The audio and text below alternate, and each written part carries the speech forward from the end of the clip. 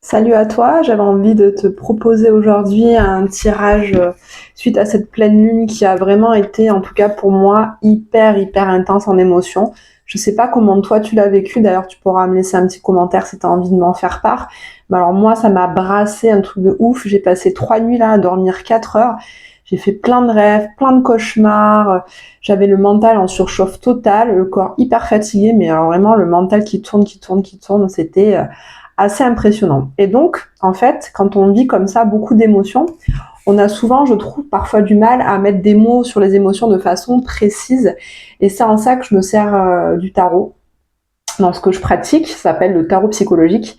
Et donc, je te propose aujourd'hui, justement, de te montrer un petit peu comment je m'en sers pour aller voir exactement quelle émotion cette pleine lune t'a fait remonter à la surface et pour voir un petit peu également comment tu peux faire pour aller mieux.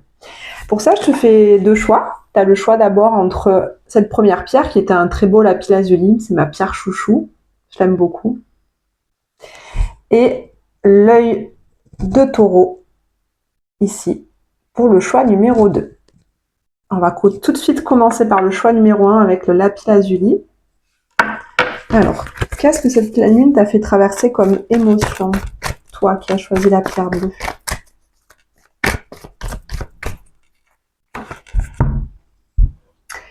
Alors ici, avec le 2 de denier, on voit que tu as pu voir une émotion de... Cette pleine lune t'a amené une certaine instabilité. Tu as certainement des doutes entre deux projets, deux chemins, peut-être deux relations. En tout cas, il y a deux choses qui sont face à toi, deux événements, et tu ne sais pas quoi choisir. Et en fait, cette carte, elle nous dit que ça t'a amené beaucoup de doutes, beaucoup d'hésitations entre ces deux voies. D'un coup, tu n'as plus su quoi faire, quoi choisir dans cette situation-là, et ça t'a demandé beaucoup d'adaptation. Et ces adaptations, eh bien, souvent, ça fatigue en fait, parce que tu as envie, entre ces deux choses, de ne blesser personne, tu as envie de ménager le chou, la chèvre, comme on dit, et du coup, eh ben, c'est épuisant d'être toujours à ménager tout le monde, et au final, quand on fait ça, eh ben, on s'oublie soi-même. C'est vraiment le problème, hein.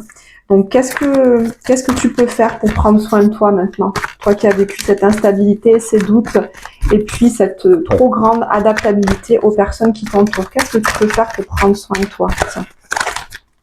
Allez. On a ici la roue de fortune qui me dit, eh bien, déjà, prendre soin de toi, ça veut dire, ce que je ressens là dans cette carte, c'est vraiment déjà t'écouter, te placer au centre de cette roue, tu vois, comme ce personnage qui est ici en haut. Il n'est plus dans la roue, il n'est plus ballotté dans cette grande adaptation dont je te parlais juste avant. Il est au-dessus de tout ça. Donc, en fait, prends du recul par rapport à ça. Remets-toi au centre de ta vie, au centre de ce qui est juste pour toi et fais le choix entre ces deux situations pour que la roue puisse avancer. Là, on voit que tu es bloqué parce que tu es dans le non-choix. Et là, on te demande pour aller mieux justement de prendre de la hauteur par rapport à ces doutes et de prendre une décision qui soit tranchée pour pouvoir avancer et que la roue de la vie se remette à tourner et que les énergies circulent à nouveau dans ton corps et dans ton esprit. Ça va te permettre de t'apaiser. Allez, pour toi qui as choisi l'œil de tigre maintenant, le choix numéro 2, on va aller voir ce que cette pleine lune t'a amené comme émotion. Qu'est-ce que tu as pu ressentir? On va mettre des mots dessus grâce au tarot. On a ici la reine de bâton. Donc, cette pleine lune t'a amené des émotions ou des doutes par rapport à ton leadership, des doutes par rapport à tes projets. Tu as pu te demander, tiens, est-ce que j'arriverai vraiment à faire ça? Est-ce que j'arriverai à aller jusqu'au bout de ce projet? Est-ce que je suis capable de le faire? Est-ce que je suis capable de m'engager jusqu'au bout? Est-ce que j'aurai la force nécessaire? Est-ce que je vais pouvoir emmener les gens avec moi? Est-ce que les gens vont croire à mon projet? Est-ce que ça va avoir du succès? En fait, tu as pu te poser toutes ces questions. Parce que là, on a ici la reine de bâton qui est quand même quelqu'un qui dégage une énergie puissante, une énergie très solaire. Et là, on voit que cette pleine lune a pu t'amener des doutes par rapport à cette énergie-là, par rapport à ton rayonnement autour de toi. Donc, qu'est-ce que tu peux faire? Quel est le conseil du tarot pour toi? Pour que cette énergie de rayonnement, de charisme et de leadership revienne.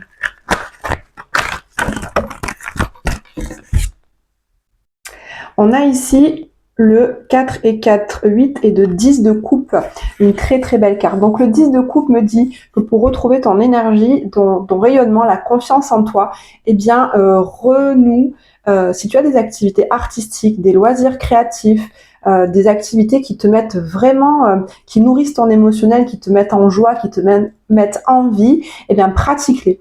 Pratique ces activités, ça peut être la danse, le chant, le dessin, je sais pas, n'importe quelle activité qui vraiment t'enjaille, tu vois, qui te procure beaucoup de bonheur, eh bien en nourrissant comme ça ton intérieur, en nourrissant cette énergie de vie, de joie, eh bien tu vas pouvoir à nouveau rayonner ta lumière, rayonner tout ce bonheur que tu as en toi, toute cette nourriture, tu vas pouvoir l'offrir aux autres et ce rayonnement va t'amener beaucoup de succès et ça va te permettre de retrouver confiance en toi.